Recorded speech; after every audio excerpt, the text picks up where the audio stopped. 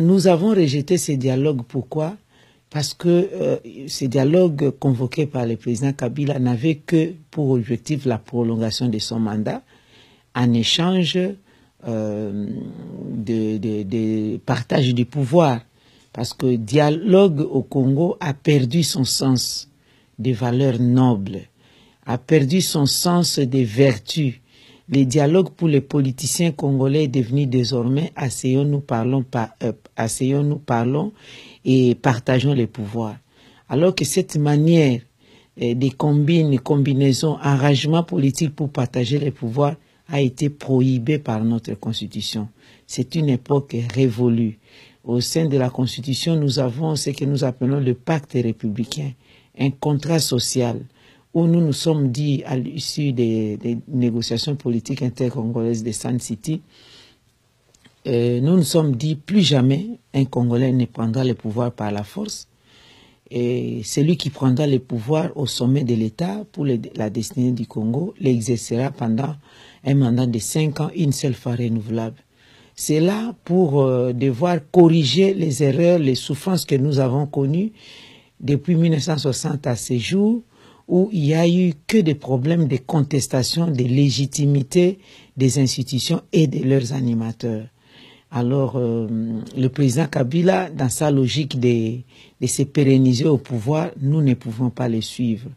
Le rassemblement a fait de même. Le rassemblement était aussi dans la logique du dialogue, mais le rassemblement s'est rebiffé pour dire que le dialogue tel que convoqué par Kabila est très dangereux parce qu'il a déjà de ses idées préconçues avec tant d'autres démarches que nous, au sein de la dynamique à l'époque, lorsqu'on y était encore, nous avions combattu les stratégies et stratagèmes pour rester au pouvoir parce qu'en fait, la réalité, la crise au Congo n'est qu'une crise artificielle qui a pris corps actuellement, artificielle parce que montée de toutes pièces par le président Kabila, étant donné qu'il ne veut pas intérioriser qu'il est dans son deuxième et dernier mandat.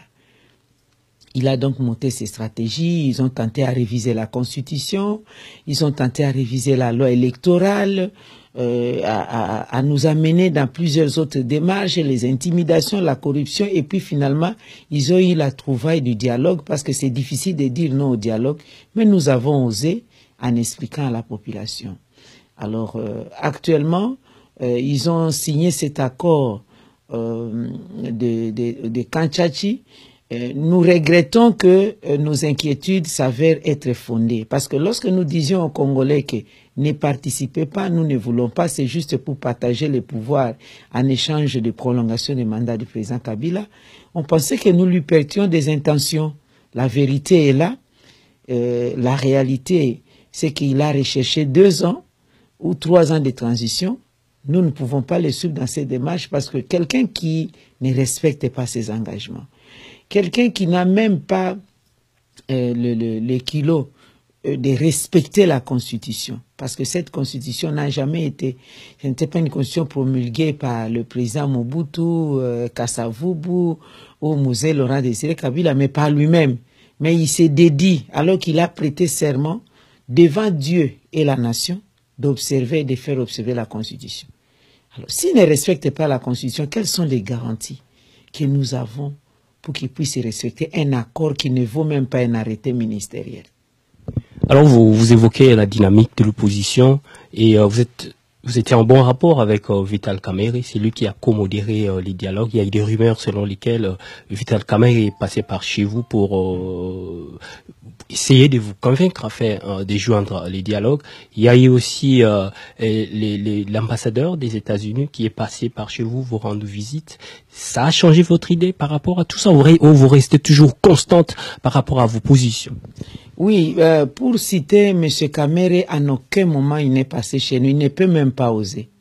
Nous nous connaissons très bien. Il ne peut même pas oser venir m'aborder parce qu'au moment où nous parlons, s'il va suivre cette vidéo, je crois que même si il a accédé à cette primature, ça serait la mort dans l'âme parce que il aura reconnu que en peu de temps, on l'a d'ailleurs résumé ses propos, il est passé de 180 degrés du respect de la Constitution à la violation de la Constitution. Ça, c'est pour juste ses intérêts personnels.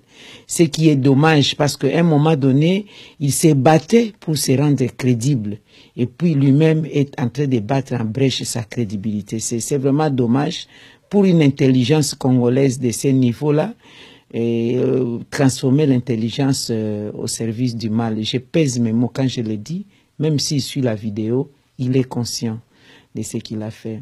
Bien entendu, dans notre rang de l'opposition, ne suivez pas, ne faites pas attention à des assoiffés du pouvoir qui ont la politique du ventre, qui vont aujourd'hui suivre cet accord de Kanchachi pour signer. Vous savez que cet accord aura même du mal, ne fût-ce que dans leur coin, à être appliqué. Ils ont déjà repoussé leur mise en place du gouvernement pour je ne sais quelle date, parce qu'ils se tiraillent dessus. Mais Matata Ponyo a présenté l'exercice budgétaire, il dit c'est pour le prochain gouvernement. Oui, mais pour le prochain gouvernement, mais je dis en termes d'application de l'accord, ils sont en train déjà de se battre. C'est un marché de dupes. Ne vous en faites pas. Nous, cela ne nous intéresse pas. Ce qui nous intéresse, c'est la mise en œuvre de la Constitution. C'est le départ du président Kabila les jours J. Et pour lui, ça sera de respecter la Constitution. Ça sera rendre l'ascenseur à ce pays-là qui a accepté sa gestion, quelle que soit la mauvaise gouvernance que nous avons vécue.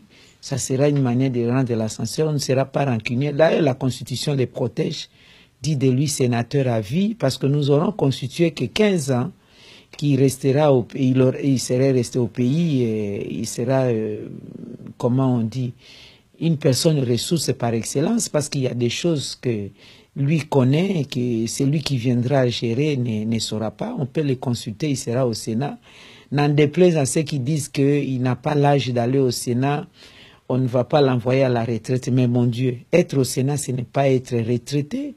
Les sénateurs sont des politiciens actifs. Hein? Regardez le cas du président de Bénin. Dans leur constitution, on n'a même pas mentionné qu'il soit au Sénat ou qu'il ait je ne sais pas quoi d'autre. Il est rentré dans son village. Il n'a même pas fait 2 semaines. L'Union africaine l'a demandé pour gérer la situation de Guinée et consorts. S'il veut être un monsieur dans ce monde, je crois que il va écouter la voix de la Constitution, il va penser à son serment.